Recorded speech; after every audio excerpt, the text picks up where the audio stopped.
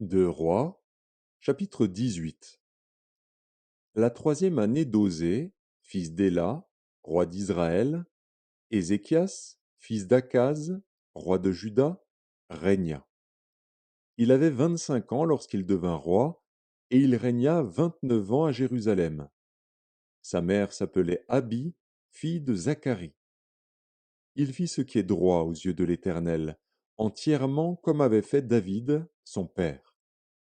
Il fit disparaître les hauts lieux, brisa les statues, abattit les idoles, et mit en pièces le serpent d'airain que Moïse avait fait, car les enfants d'Israël avaient jusqu'alors brûlé des parfums devant lui. On l'appelait Nehushtan. Il mit sa confiance en l'Éternel, le Dieu d'Israël, et parmi tous les rois de Juda qui vinrent après lui ou qui le précédèrent, il n'y en eut point de semblable à lui. Il fut attaché à l'Éternel, il ne se détourna point de lui, et il observa les commandements que l'Éternel avait prescrits à Moïse. Et l'Éternel fut avec Ézéchias, qui réussit dans toutes ses entreprises. Il se révolta contre le roi d'Assyrie, et ne lui fut plus assujetti. Il battit les Philistins jusqu'à Gaza, et ravagea leur territoire depuis les tours des gardes jusqu'aux villes fortes. La quatrième année du roi Ézéchias, qui était la septième année d'Osée, fils d'Éla, roi d'Israël, Salmanasar, roi d'Assyrie, monta contre Samarie et l'assiégea. Il la prit au bout de 3 ans, la sixième année d'Ézéchias, qui était la neuvième année d'Osée, roi d'Israël. Alors Samarie fut prise. Le roi d'Assyrie emmena Israël captif en Assyrie, et il les établit à Chalar et sur le Chabor, fleuve de Gozan, et dans les villes des Mèdes, parce qu'ils n'avaient point écouté la voix de l'Éternel, leur Dieu, et qu'ils avaient transgressé son alliance, parce qu'ils n'avaient ni écouté ni mis en pratique tout ce qu'avait ordonné Moïse, serviteur de l'Éternel. La quatorzième année du roi Ézéchias, Sanchérib, roi d'Assyrie, monta contre toutes les villes fortes de Juda et s'en empara. Ézéchias, roi de Juda, envoya dire au roi d'Assyrie à Lachis: J'ai commis une faute, éloigne-toi de moi. Ce que tu m'imposeras, je le supporterai. Et le roi d'Assyrie imposa à Ézéchias, roi de Juda, 300 talents d'argent et 30 talents d'or.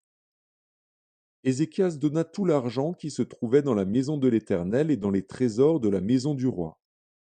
Ce fut alors qu'Ézéchias, roi de Juda, enleva, pour les livrer au roi d'Assyrie, les lames d'or dont il avait couvert les portes et les linteaux du temple de l'Éternel.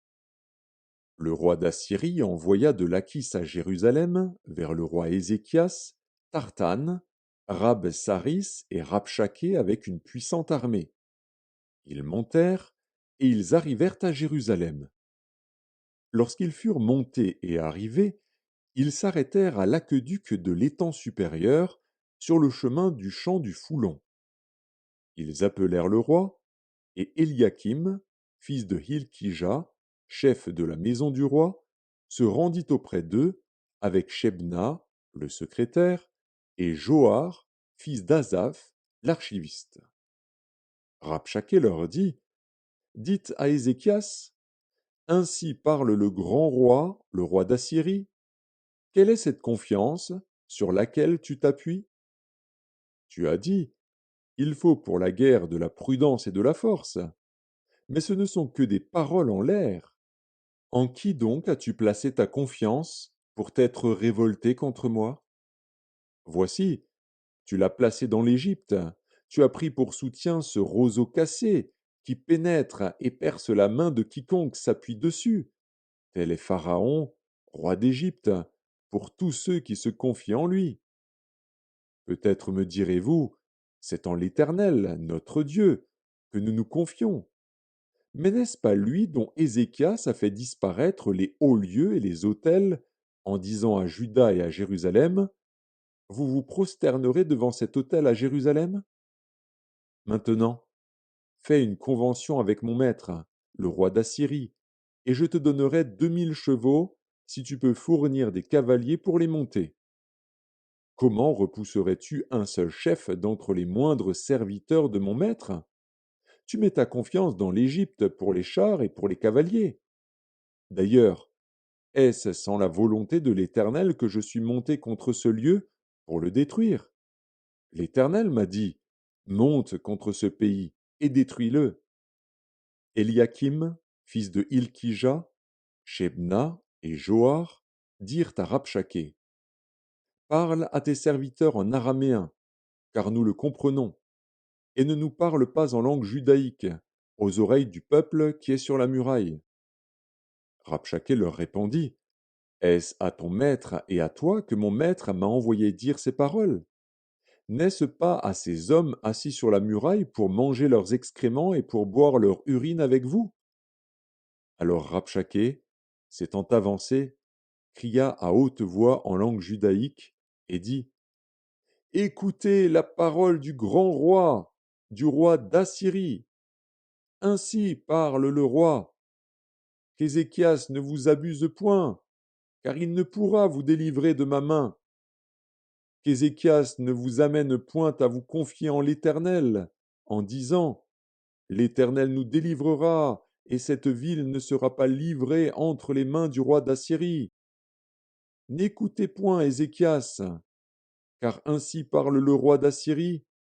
Faites la paix avec moi, rendez-vous à moi, et chacun de vous mangera de sa vigne et de son figuier, et chacun boira de l'eau de sa citerne, jusqu'à ce que je vienne et que je vous emmène dans un pays comme le vôtre, dans un pays de blé et de vin, un pays de pain et de vigne, un pays d'oliviers à huile et de miel, et vous vivrez et vous ne mourrez point. N'écoutez donc point Ézéchias, car il pourrait vous séduire en disant, l'Éternel nous délivrera. Les dieux des nations ont-ils délivré chacun son pays de la main du roi d'Assyrie? Où sont les dieux de Hamath et d'Arpad? Où sont les dieux de Sepharvaïm, d'Ena et d'Ivva? Ont-ils délivré Samarie de ma main?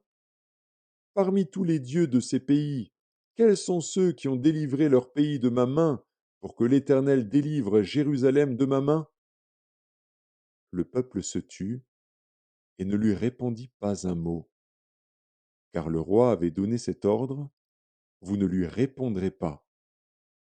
Et Eliakim, fils de Hilkija, chef de la maison du roi, Shebna, le secrétaire, et Joar, fils d'Azaph, l'archiviste, vinrent auprès d'Ézéchias, les vêtements déchirés, et lui rapportèrent les paroles de Rabshakeh.